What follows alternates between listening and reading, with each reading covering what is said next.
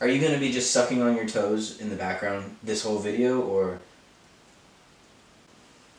What is up, everybody? Welcome back to my YouTube channel. Today we are going to be reviewing some of your most unpopular LGBTQ opinions / hot takes. You guys sent in some really interesting ones. Do you want to be in the video or not? You seem kind of unsure.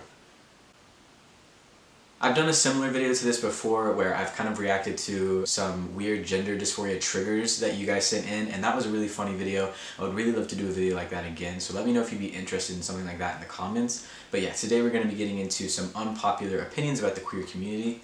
Let's get started. I'll read them first before I give you my opinion on them, okay? This first one says, please don't expose me for this, but shave your T mustache. I have to agree with that one. I have to agree with that one because a lot of times, and I'm guilty of this too, I feel like trans masculine people really like hyperfixate on the concept of having facial hair and the idea of having like a nice full face of like facial hair, a nice full face of facial hair. For instance, I was obsessed with a long time with getting a beard, growing a luxurious ginger beard. I was very excited, and obviously that didn't work out. I'm clean shaven now. My genetics just do not allow for me to grow the lumberjack beard of my dreams. If beard growth isn't in the cards for you genetics wise, then you're probably not going to get much facial hair. And after a certain point, you just kind of have to accept it, and you kind of got to shave it off. This next one says, stereotypes are funny, like seeing a queer person and being like, yes, of course you are. I agree with this. I think it's funny. I don't think this is like an unpopular opinion or anything. Like, I'm a people watcher. I'm an extroverted guy, so I like to go out in public and I like to kind of like look around and see what everybody's up to. You can call me nosy if you want to, I guess, but it's like fucking Where's Waldo, you know? You're out there like, where's the queer person? You're fucking looking in the crowd. Like, it's funny. This is funny. Ooh, this one's good. I actually hate getting asked my pronouns. I actually made a TikTok about this a while ago where I talked about why I don't like the term preferred pronouns. Long story short, I just don't like the word preferred because my pronouns and my name are not preferences. Those are my pronouns and that is my name. There's no other option. Like, you cannot call me anything other than my name and my pronouns. I'm not really against getting asked my pronouns, but I am against the whole like preferred term thing, so I kind of agree with this one, kind of don't agree. I'm like in the middle for this one. Okay, this next one says, although neopronouns are valid, the majority are impractical. This one is interesting because the most I knew of neopronouns was like they, them, their, zir, however you pronounce that last one. That was like the extent of my knowledge of neopronouns. So I did go online and I did do some research, and there are a lot. Obviously, I'm not going to sit here and tell you that your pronouns aren't valid, and like, I'm not going to not call you what you asked me to address you by. I was on the internet in like 2016, 2017 when people like Calvin Guerra were making their YouTube videos about trans trenders and like basically shitting on anybody who wasn't a binary trans person. And you know, it's a new dawn, it's a new age. I'm not gonna sit here and be like, your pronouns aren't valid. Asexuals / aromantic people aren't a part of the LGBTQ+ community. This one is another thing that I'm not quite sure whether I agree with it or disagree with it, because to me, asexuals and aromantics, while it's not a sexuality, it does kind of deviate from like the cisgender heteronormative like societal standards, I guess. I've heard mixed things from actual asexual and aromantic people too, where they said themselves either they do consider themselves to be a part of the queer community and then they don't consider themselves to be a part of the queer community. So I think that's a very nuanced conversation. There's a lot of specifics that go into that, and that feels more of like a personal opinion type thing. And of course, right below this one is another question saying it's LGBTQ and everything other than that is unnecessary besides like gender neutral or ace. Everybody is divided on whether or not asexual people or aromantic people are a part of the LGBTQ community, because the person above this said they weren't, and now this person is seemingly including them in the umbrella term that is LGBTQ. Honestly, like LGBTQ+, LGBTQIA, like whatever the fuck you want to say, LGBT+, whatever you want to say is fine to me personally. When I was in high school, I was a part of my school's GSA club. I just remember how ridiculously long the acronym was. It felt like that we were just like throwing darts at the alphabet, and whatever letter we landed on, we just like tacked onto the end of the acronym. So I don't really think it has a negative or a positive effect on anything, whether you use more or less letters than I do. Honestly, I would love to hear anybody else's opinion on this. We can have a discussion about it in the comments, because I'm really truly on the fence about this one. I feel like it doesn't affect the community really that much either way. The whole acronym thing, it doesn't matter. This person said, lesbians are transphobic.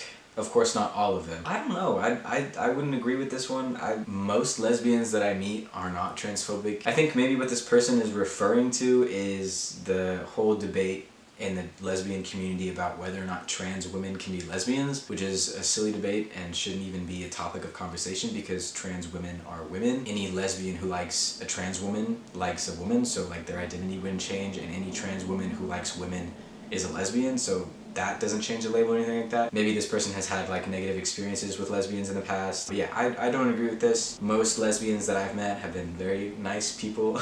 I've never really had an issue with them. Obviously, of course, this person is right. Not all lesbians are transphobic. Let's not go and just brand an entire community. Alright, this one says, older trans men are some real predators using that mentor shit for that nasty ass agenda. This one I actually do agree with. I have seen this one in real time and I've kind of experienced it. Probably not to the extent that this person is talking about. I have noticed that older trans guys really do kind of prey on younger trans guys. Take Buck Angel, for example. He calls himself Tranpaw or something like that, and all he does, besides cater towards right-wing people and bootlick, is try and like corrupt younger trans people's minds and tell them, you know, to think a specific way. And a lot of times it is true that older trans men will kind of like give themselves this mentor type label when in fact they're not really mentoring so much as kind of like pushing their own ideas and opinions onto these impressionable young trans guys. A lot of older trans guys specifically, they were really kind of pushing this mentality that like if you didn't get surgeries, if you didn't undergo hormone replacement therapy, you weren't really trans. And that's a very damaging mindset. And so yeah, I definitely do agree with this person. That is definitely an issue that I've seen in the community, and I don't really think that it's talked about that much.